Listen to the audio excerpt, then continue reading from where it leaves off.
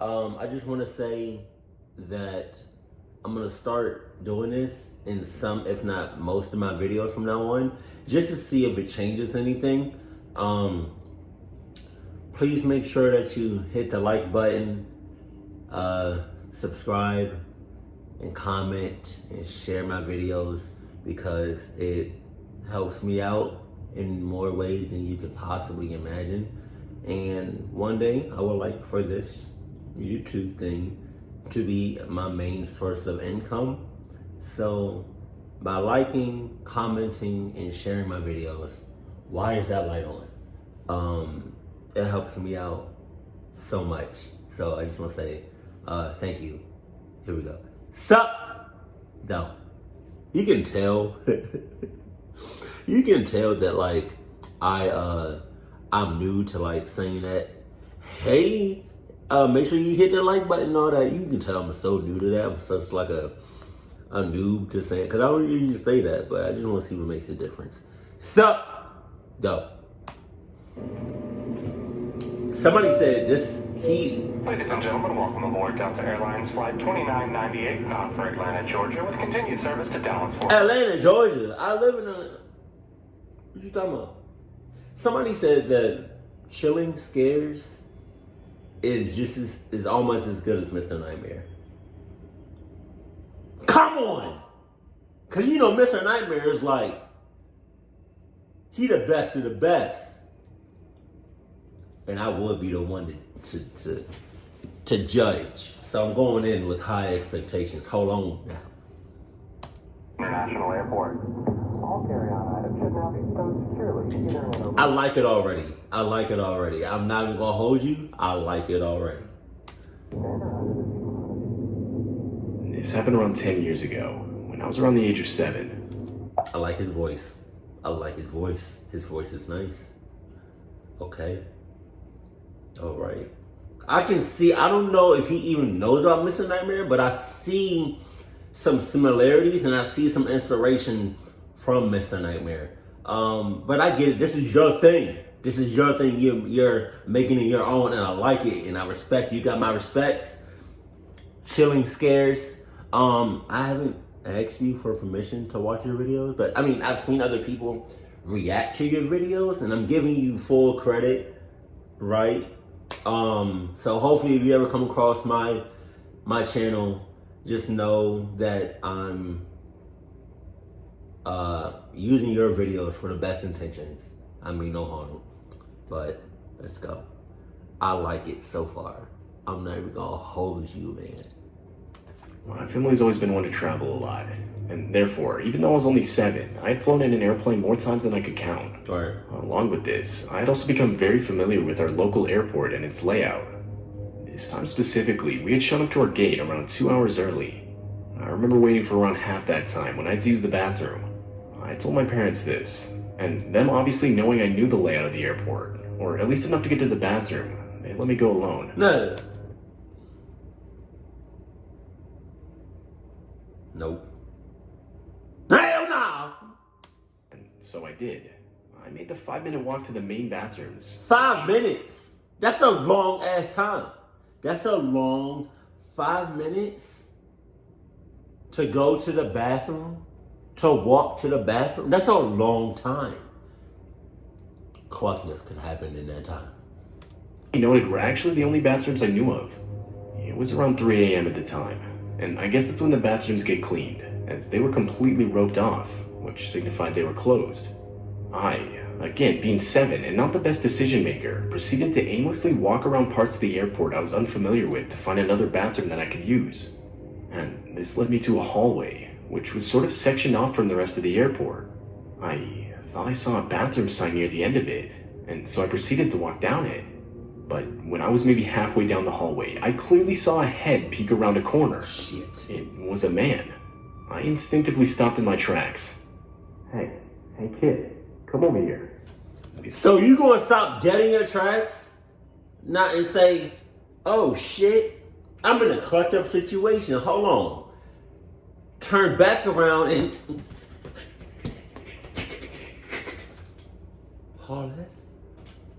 that shit hurts. I've got to learn how to control this, because that shit hurts my body. Not even giving it a second thought, I continued walking down the hallway, now towards this man. I honestly at the time just thought it was an employee. Wow. That he was going to direct me to a bathroom I could use. Wow. But no. The man explained how he was lost and needed me to follow him so that I could help him find the right gate for his plane. Oh yeah? At the time, I not only trusted and believed him, but I was actually excited at the thought of helping this man. Like I said before, I was familiar with a good portion of the airport, and I guess the thought of being able to help an adult made me feel special. Wow. I responded saying I would help him, but that I wanted to let my parents know what I was doing real fast. Not even as a precaution. I was literally just excited and wanted to tell them. I told the guy I'd be right back. As I turned around and started back towards my gate, the guy began yelling at me and told me that we didn't have enough time as his plane was about to leave. But I responded, telling him I would be quick. Shortly after exiting the hallway, I looked back and saw the man practically running out of the hallway and down the stairs that ultimately led to the airport's exit. I figured that was that. I thought it was weird, but I never brought it up to my parents, and after finding a bathroom I could actually use, I practically forgot about the whole thing. Fast forward to a couple years ago, and some coworkers and I were talking about weird stuff that we experienced as kids, and that memory just suddenly came back to me. Being a lot older, it only took a second to connect the dots and realize what actually almost went down. It was a really disturbing feeling to only realize how much danger I was in years later. In retrospect, I definitely should have told my parents about it right after it happened. But I just hope the dude didn't try it on any other vulnerable kids like me. He did. What you talking about? He was lurking in the shadows talking about something. I'm a college student, and obviously with all my money going towards school, pretty much any amount of extra cash helps. And because of this, mid-semester I decided to pick up a part-time job as a ramp agent at my local airport. Right. Basically what this means is I'm the guy responsible for loading and unloading your airplane baggage. Now, every once in a while, we have dead bodies transported in cargo bins. What the fuck? I mean, cluck? Sorry. Sometimes when I've got to turn this light off. This light serves no purpose. It don't. I got two big ass, bright ass studio lights off camera facing me. Then I got the built-in ceiling light. That served no purpose. I don't know why that was on.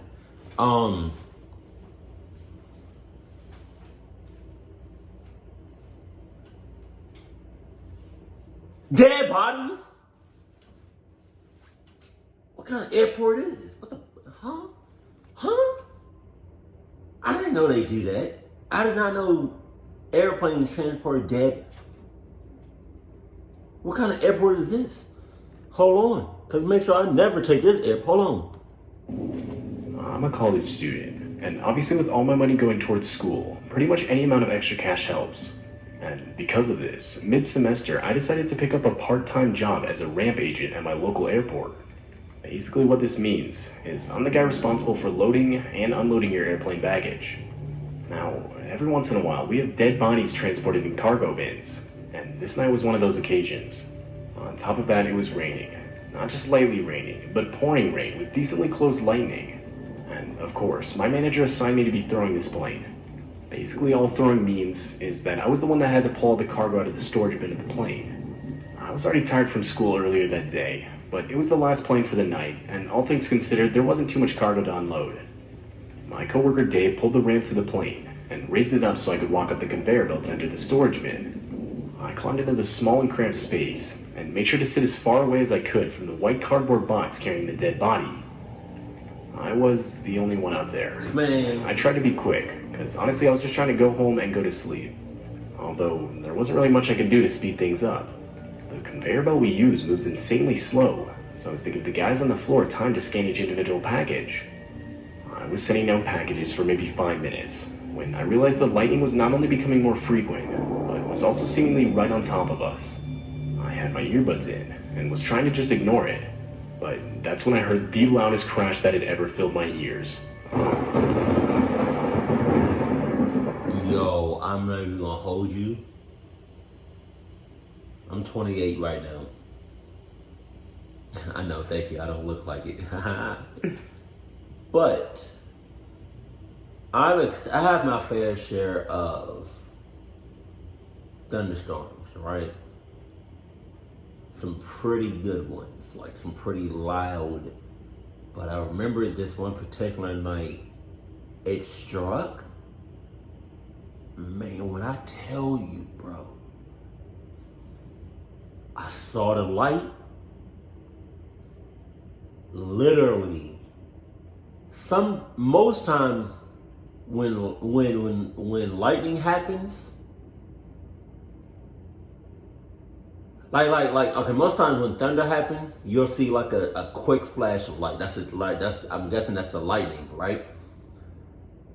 A couple you'll see the light first. Literally a couple of seconds after, you'll hear the thunder. Man, this one thunder, I saw the light. The light was bright as shit, and it took a minute for that thunder to make a sound, and when it did, oh, that shit was loud as clock. It was the loudest thunder I've ever heard in my life. Jesus. It was lightning, but so close that I literally fell to the ground. Almost immediately, I instinctively looked up, and that's when I saw the most haunting sight I had ever seen. Down near the end of the storage bin of the plane, in the darkness, I could see the lid to the cargo bin with the dead body fly off. It was now sitting upright. The body quite literally went from laying down to an upright position so forcefully that the lid had flown off. In a full-on panic at this point, I ran as fast as I could down the ramp. All the while, my coworkers were screaming at me that the plane had just been hit by lightning. We went inside, and after I caught my breath, I explained to them what I had just witnessed in the storage bin of the plane. I will never forget how quickly the color on their faces disappeared, followed by looks of pure horror. After maybe 5 minutes of discussing the situation, and hearing the fear in my voice, my manager ultimately decided it was best if I just went home. Oh, yeah? During the whole duration of my drive home, I was stuck in a state of shock. I didn't know what to think. I didn't know if what I saw was real or not. But shortly after I got home, at least part of what I saw was confirmed real, as one of my coworkers had texted me. And he explained how when he went back up into the storage bin, the lid to the cargo bin with the dead body was off, but that the dead body itself wasn't sitting up. I did some research on whether or not a lightning strike could give off enough energy to cause a dead body's muscles to tense up enough for it to physically sit up for a few seconds, but I couldn't find any results on this. So, to this day, I still have no idea whether what I saw could be explained by the lightning, a trick my mind was playing on me because of fatigue, or something else altogether. But either way, I would quit my job at the airport the very next morning. Man. I honestly couldn't see the money as being worth it anymore at that point. The trauma I had experienced was far more than the money was worth. God, man, what? You would have to, man, I would have to get some serious money for that shit. I live in Portland, Oregon, but because of my job, I'll often find myself in a completely different city for the weekend, or even sometimes a couple weeks at a time. What I do is similar to an event manager, and obviously this forces me to have to travel around the country a lot to be present at different events. The company I work for obviously pays for my flights, but it felt like no matter where I had to be, I was always put on the cheapest flight possible. I mean, I get it, the company was trying to save money, but this often resulted in terrible flight experiences. To say I saw some interesting people would be an understatement. But to be completely honest, I didn't really mind. I guess I figured as long as I got to my destination in one piece, that was all that really mattered. Or at least that's what I thought at the time. I was in the Dallas airport on a flight back home to Oregon. It was a Sunday night, and I had just finished working pretty much the whole weekend. And of course, I had to be in the office Monday morning. I was already exhausted from the whole weekend, which forced me to have to practically drag myself to my gate. Something I probably should have mentioned is that my flight was actually in 2 parts. So I would go from Dallas to Sacramento and then to Portland. The first flight wasn't that full. I was in the window seat, and only one other person was in my row. Question. For anybody that rides airplanes, right? What's the best seat to get? I would say for me, the best seat is the end seat, the aisle seat. So I can get up come and go as I please to the bathroom. I don't want to have to pass nobody. I don't want to have to touch nobody. As long as I can get up with ease and come and go to the bathroom, I'm good. Now, I do like the window. Like my go-to seat is the end seat. But I do like the window seat because the view, come on. I think the worst seat is the middle seat because you don't have that great of a view, and you still gotta pass somebody to use the bathroom. It was a middle-aged man. He looked pretty average, other than his clothes looking a bit old and torn up. But, I mean, at the same time, who dresses up nice for a flight? We made polite small talk for a few minutes, although honestly, I just felt like leaning up against the wall to fall asleep. As, like I said before, I was completely exhausted. I pulled out my phone to have something to watch while I did. Before I could even close my eyes, I noticed the dude looking over his shoulder in my direction. Nah. I honestly just tried to shake it off. I figured he was just trying to look out the window rather than my movie. My ass. But not even a minute later, I could hear the guy mumble something like, "Oh, great. Just ignore me then." This happened several times, but I convinced myself I was just misreading the dude. But eventually, I noticed the guy furiously scribbling writing on a page in a leather book he was holding. Instinctively, I kept peeking over at it, and I quickly realized pretty much the whole page was filled with handwritten words so small I could barely read them. I tried to make out what he was writing, and that's when I realized he was writing about me. My name had clearly been written down. I figured I must have given him my name when we had been talking earlier. I tried to make out more words, but I couldn't. They were too small. You were clucky for that. Like, hold on. Does anybody else do this when you talking to a complete stranger? Do you watch what you say? Like, not always, but sometimes I watch what I say. But when I'm talking to a stranger, I definitely watch what I say. Let me know if you do that in the comment section. And too far away. This made it almost impossible to fall asleep. I was honestly really disturbed, as I'm sure anybody would be. Finally, we landed in Sacramento, and people started getting off the plane. But the guy sitting next to me made literally zero effort to start packing up his things. Oh no. It got to the point where it was our ro's turn to get off, but still nothing. That's another thing. The end seat. You can literally get up as you please. The plane lanes, you the first one up. He was just sitting there with his head down, forcing the rows behind us to start getting off. I finally spoke up, explaining that I had a connection flight to catch, and that he needed to move. But still with his head down, and almost mumbling, he said, "I'm gonna follow you." Hey, no, that cluck you not. What the fuck talking about? What's up? What's up?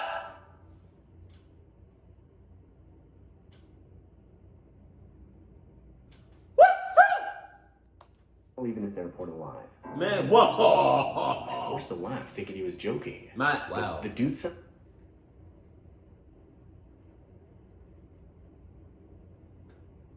You really think somebody is joking? Playing around with you? Giggling? Now, Edgar. He dead ass. "It's serious." He got up and let me out, but as we exited the plane, it became clear he actually intended on following me. My walk turned to a jog, and looking behind me, I realized he did the same. After maybe 5 minutes of this, I reached the gate to my connecting flight, still with the guy right behind me. I went up to the desk, doing my best to maintain my composure. And firmly, I explained that I had no idea who this guy that was now standing right next to me was. They both laughed, thinking I was joking. But after seeing the desperation in my eyes, their smiles faded. Hesitantly, they asked to see our boarding passes, and I handed them mine, but so did the guy that had been following me. The employees made a few calls, and shortly after told me to follow them. They immediately took me through the boarding door and closed it before the man could follow us. I was being boarded 10 minutes before anyone else.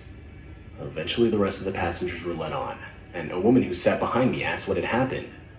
I gave her a quick summary, and that's when she replied, saying, "Yeah, that guy had a complete and total freakout the second you got on the plane. The dude was screaming and practically tearing his hair out." She in cahoots. Police were actually called to take him away. This absolutely horrified me and started to make me think that guy actually wanted to kill me.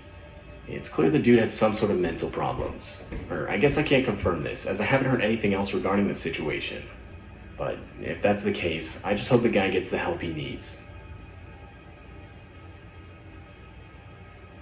Yo, this chilling scares is really good. Oh, that's it. Oh my god. So, this is my first time, I think, reacting to chilling scares.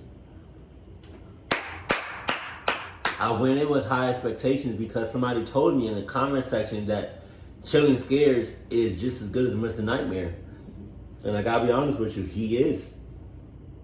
He is. I would like to see Chilling Scares and Mr. Nightmare make a video together, or kind of like work together in a way. But yeah, hell yeah, we found. Thank you for the recommendation. To what's your name? Hold on, I'm gonna give you a shout out. Hold on, if I can. Give me a second. Hold on.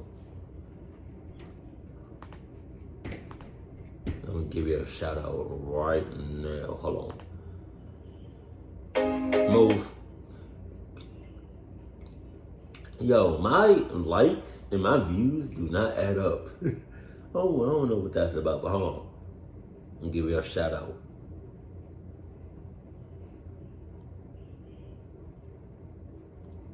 Lane Regan. I don't know how to. Hopefully, I remember to put a screenshot in here. Gattor, please. I'm guessing react to Chilling Scares 3 Horrifying Real Airport Horror Stories. He is as good as Mr. Nightmare. I swear you would. Thank you, and I do like him. So, what do you think? He has a good amount of videos too. So, yeah.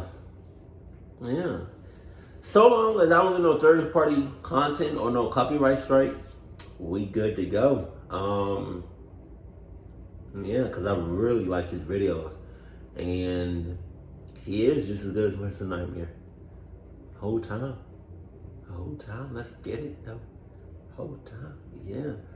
I was really entwined, I don't know, with his videos.